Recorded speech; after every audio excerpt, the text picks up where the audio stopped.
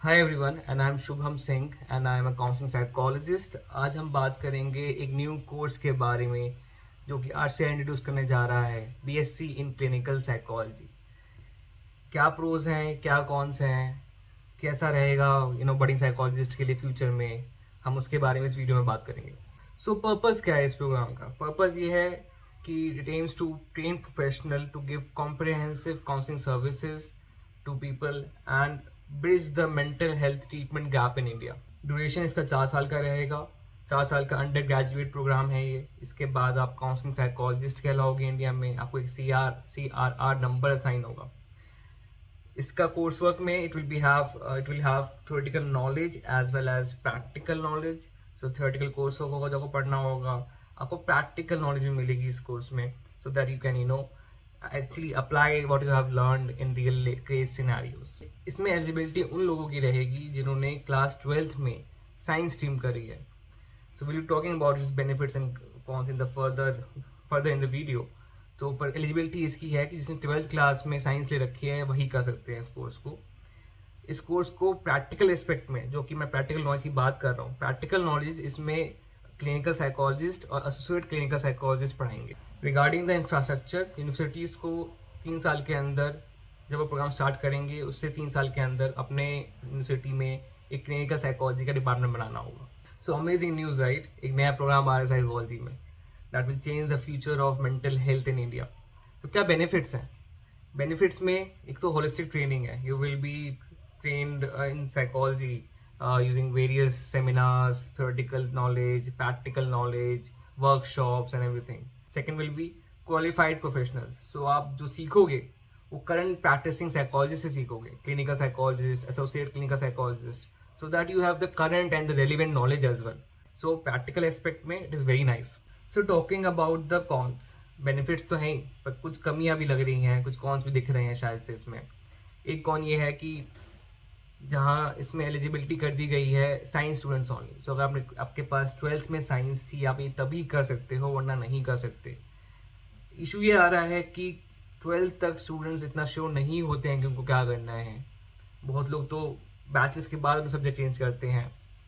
So that is an issue कि इससे psychologist की कमी वैसे ही इंडिया में है, और कम हो जाएंगे प्रोस्पेक्ट्स साइकोलॉजिस्ट बनने के, और मुश्किल हो जाएंगे प्रोस्पेक्ट साइकोलॉजिस्ट बनने के। एंड ह्यूमैनिटीज स्टूडेंट्स साइकोलॉजी नहीं कर पाएंगे इस चक्कर में। एंड दैट इज़ टिपिकली शायद से शो कर रहा है कि साइंस ऊपर है और ह्यूमैनिटीज़ नीचे है। एंड बहुत सारे ह्यूमैनिटीज़ के बच्चे साइकोलॉजिस्ट बनते हैं अभी आज की डेट में इंडिया में, and this will exclude them from becoming a psychologist. अभी टिपिकली इंडिया में ये चल रहा है कि आप साइकोलॉजिस्ट, एक काउंसलिंग साइकोलॉजिस्ट तब कहलाते हो इंडिया में जब आपने अपनी बैचलर्स एंड मास्टर्स दोनों कर रखी हो। सो बैचलर्स 3 साल की, मास्टर्स 2 साल की अगर आप कर रहे हो साइकोलॉजी में। बेसिकली इंपॉर्टेंट है मास्टर्स एस्पेक्ट। अगर आपने मास्टर्स कर रखी है साइकोलॉजी में तभी आप काउंसलिंग साइकोलॉजिस्ट कहलाओगे and you can practice as a counselling psychologist, वरना आप नहीं बन सकते, नहीं कर सकते प्रैक्टिस। अभी क्या कर रहा है कोर्स?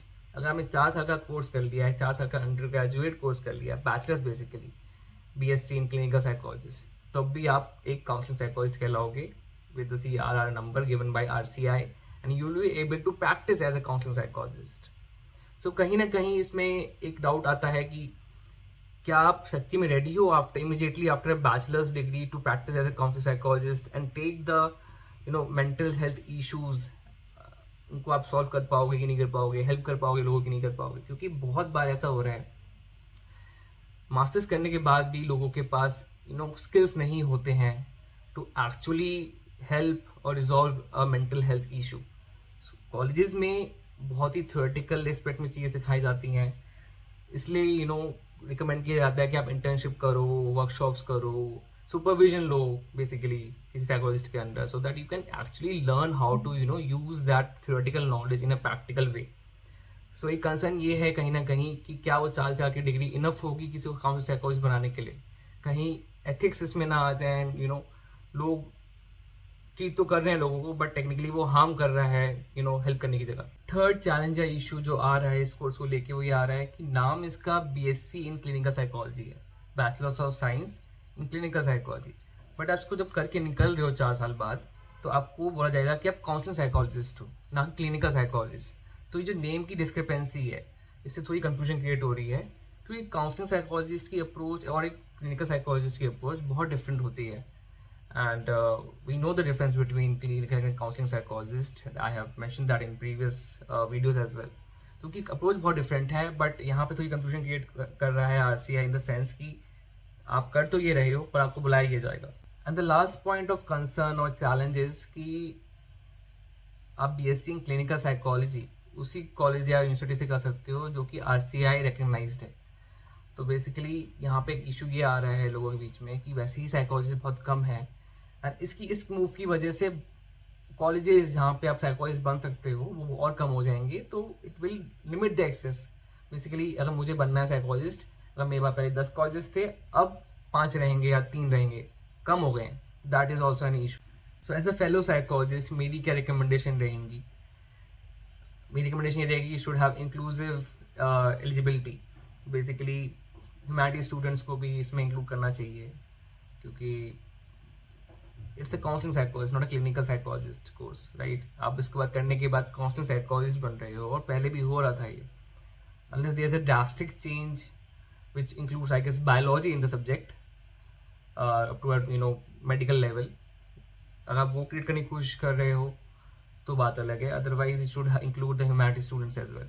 सिंस आप बात को फॉर्मलाइज कर रहे हो क्लिनिकल साइकोलॉजिस्ट और काउंसलिंग साइकोलॉजिस्ट की, तो क्लियर डिस्टिंक्शन होनी चाहिए दोनों पार्ट्स के बीच में कि अगर काउंसलिंग साइकोलॉजिस्ट बनना है तो नाम ठीक होना चाहिए. पहले तो नाम क्या होना चाहिए, पाथ क्या होना चाहिए, उसमें क्या क्या सब्जेक्ट्स रहेंगे स्पेसिफिकली जो कि डिफरेंट होंगे क्लिनिकल साइकोलॉजिस्ट के पाथ से. नाम क्या होना चाहिए क्लिनिकल साइकोलॉजी वाले का, न्यू एजुकेशन पॉलिसी के हिसाब से जो भी रिसेंटली गाइडलाइंस आई हैं उसमें MSci नाम है, मास्टर्स इन क्लिनिकल साइकोलॉजी. उसमें PsyD है आपका, to get your doctorate in clinical psychology. तो वहाँ पे क्लियर डिस्टिंक्शन है, बट इस नोटिफिकेशन थोड़ी कंफ्यूजन क्रिएट हो गई है. This should be a clear path for both of this fields, sub fields. There should be extended internship basically after doing your bachelor's in clinical psychology, BSc in clinical psychology.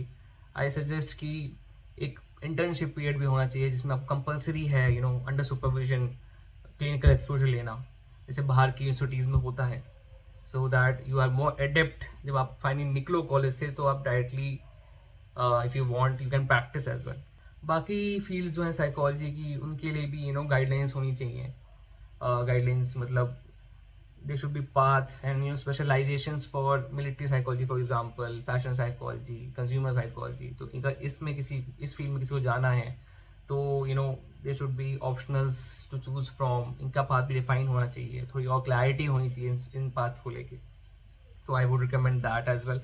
And finally जो existing psychologist हैं उनके लिए कुछ regularisation, उनका licence कैसे होगा basically उस पर थोड़ी क्लैरिटी होनी चाहिए कि हमें लाइसेंस कैसे मिलेगा, what will the procedure for that, procedure और प्रोसेस फॉर दैट. सो या this step by RCI towards formalizing, regularizing this field of mental health is amazing. बहुत अच्छी बात है कि RCI proactive steps ले रहा है फाइनली हर चीज़ को फॉर्मलाइज करने की, क्योंकि बहुत टाइम ऐसा इशू आता है कि इन्फ्लुएंसर्स जो हैं मेंटल हेल्थ एक्सपर्ट बन जाते हैं, they take therapy, they claim to take therapy, that they can take therapy, and that harms the society. और साइकोलॉजिस्ट की इमेज खराब हो जाती है टेक्निकली कि हम सिर्फ बातें करते हैं. So that is an issue. And उस वजह से RCI जो कर रहा है it is very nice, but इसमें अभी कुछ क्लैरिटी नहीं है बहुत चीज़ों को लेके, बहुत चैलेंजेस और इश्यूज लग रहे हैं. तो let's see how it goes, how it unfolds, and further notices का हमें वेट करना पड़ेगा. So that's all about this BSc in clinical psychology course. Hope you like the video. Thank you for watching.